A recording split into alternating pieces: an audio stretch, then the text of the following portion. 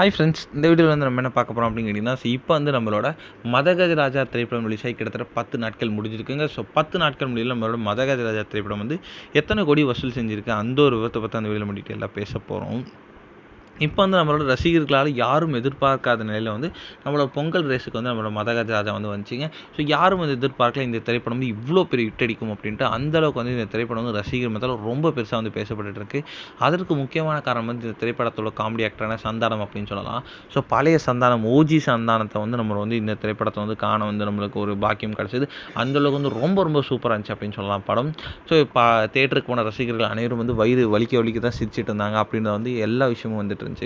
கிட்டத்தட்ட வந்து இந்த பொங்கலோட வின்னர் வந்து நம்மளோட மதகஜராஜா அப்படின்னே சொல்லலாம். இப்போ வந்து 10 நாட்களாக வெற்றிகரமாக பாக்ஸ் ஆஃபீஸில் ஓடிட்டு இருக்க நிலையில் வந்து இப்போ வந்து நம்மளோட மதகஜராஜா திரைப்படம் 10 நாட்கள் முடியல கிட்டத்தட்ட வந்து 47 கோடி வரைக்கும் வந்து வசூல் செஞ்சுருக்குங்க. கண்டிப்பாக வந்து இந்த வாரத்துக்குள்ள வந்து 50 கோடி அடிச்சிடும் அப்படின்றது எந்த ஒரு சந்தேகமும் இல்லை.